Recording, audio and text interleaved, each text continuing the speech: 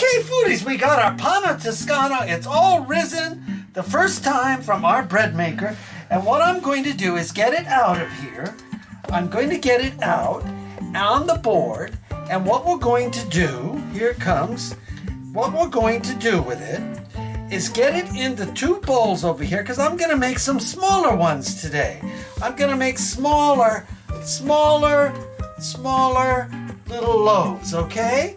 And I'm going to get this out. I'm going to get my fingers in here. We're just going to pull him out like this. There we go. Just like that. Alrighty.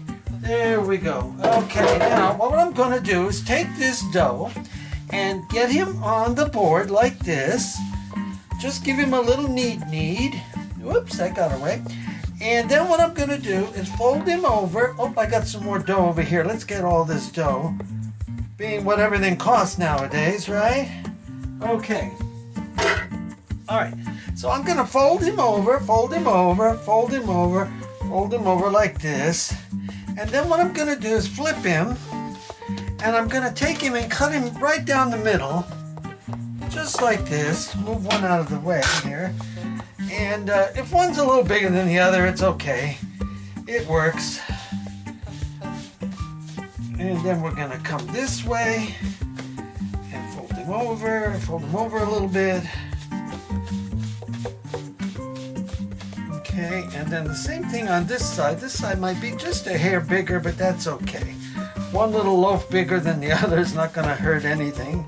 This is home baking. It's not a machine in a giant factory, right? This is custom baking. So into the bowl we go.